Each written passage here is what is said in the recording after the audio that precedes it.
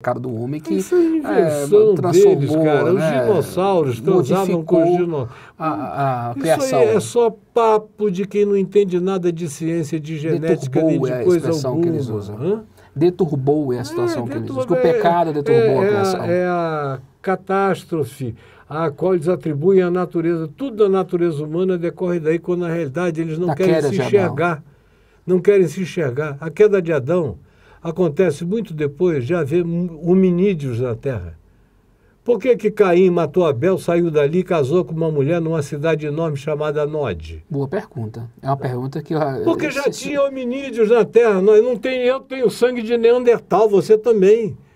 Tem sangue de Australopithecus na tua veia. Fala que eu sou meio bruto. Hã? Já fala que eu sou meio bruto, já descobriu por quê. Não tem nenhum de nós. A ignorância genético-histórica, pré-histórica da religião é um negócio abominavelmente desprezível, cansativo.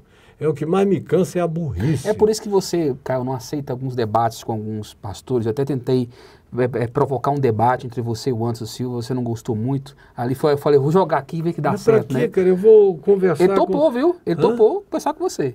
Ele topou. Mas ele é um sujeito que tudo que ele faz não tem um pingo de racionalidade, de cultura, de desenvoltura, de nada. Eu ia ali ficar batendo num aparelho de soco, dando soco em saco de areia, dando chute de Muay Thai em saco de areia. Eu não sou disso.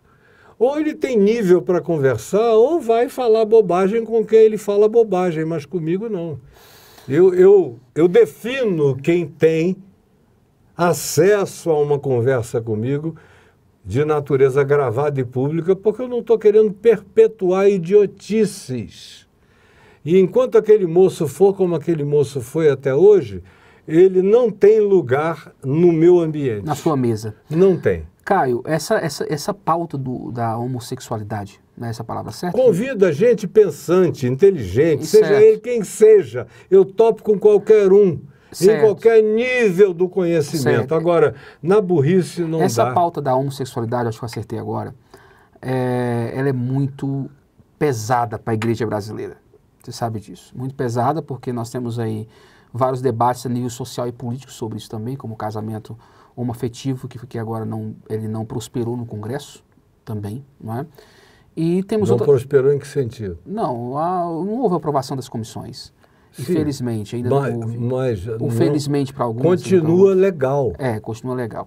E nem vai desaprovar. Mas a questão do casamento também religioso. Isso é a bancada, a cambada da Bíblia, chamada bancada da Bíblia, que eu chamo de cambada desde 1982, é a cambada da Bíblia, é que fica fazendo isso ali junto.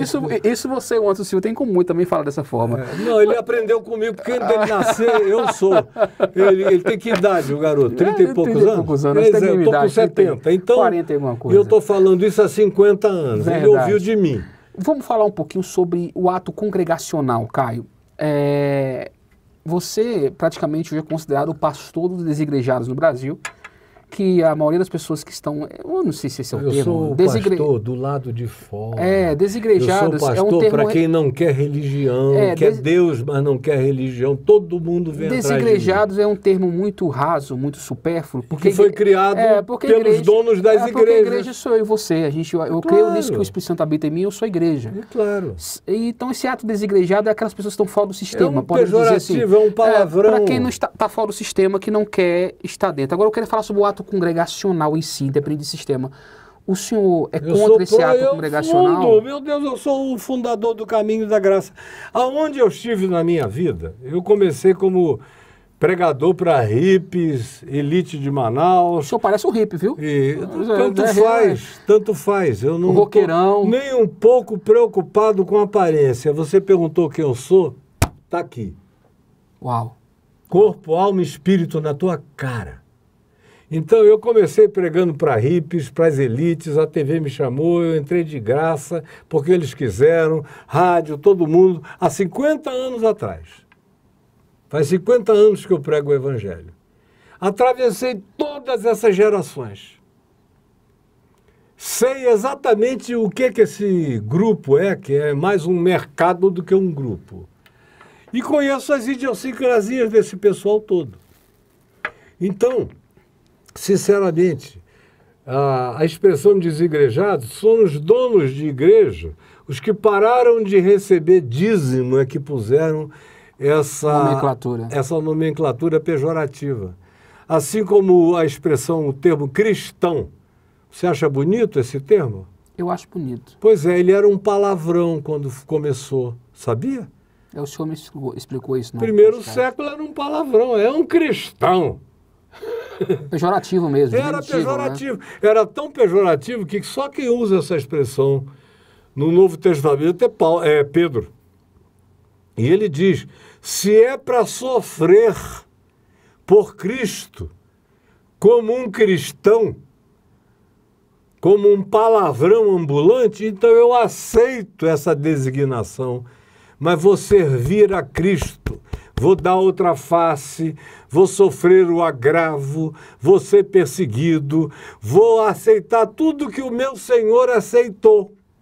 Está escrito em 1 Pedro, no capítulo 5, é só ir lá e ler. Aí a igreja evangélica pegou, a religião nesse centenário, pegou isso e colocou como uma posição, que em Antioquia foram chamados de cristão, acho que foi isso. Mas foi pejorativo. É, pejorativo. E aí já pegaram e colocaram, não, somos cristãos. Não, é que não entendem de história, não sabem nada de coisa nenhuma, meu amigo. Aí fica muito difícil conversar. Vamos para outra pauta polêmica, porque é uma Caio. ignorância brutal para todo então, lado. Então o senhor é a favor do ajuntamento, do congregar, de se ajudar, de servir uns aos outros? Isso é a essência eu fui passar uns meses, um ano, menos de um ano em Portugal.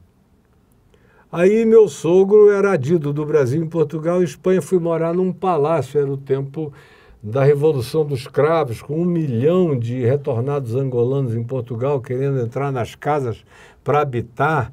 E aí quem tinha 2 casas alugou, e quem era riquíssimo alugou os seus palácios. E o meu sogro foi morar num palácio desse que o governo brasileiro contratou para ele. E lá fui eu, fiquei morando naquele palácio em Sintra, uma das coisas mais lindas e visíveis. Eu descia todo dia para um lugar chamado Periquita para comer uns doces e um café, coisa de português, né? Comer uma periquita doce e gostosa com um cafezinho, lá embaixo na ilha, na vila de Sintra. Aí começa a conversar com os portugueses jovens, isso eu estou te falando de 1970 e pouco. Começa a conversar com eles, eu também era um jovem. E aí vai, eu digo, vocês não querem conversar mais na casa do meu sogro, que era um palacete que não tinha tamanho, tinha lá um salão dos espelhos lindo, cheio de afrescos.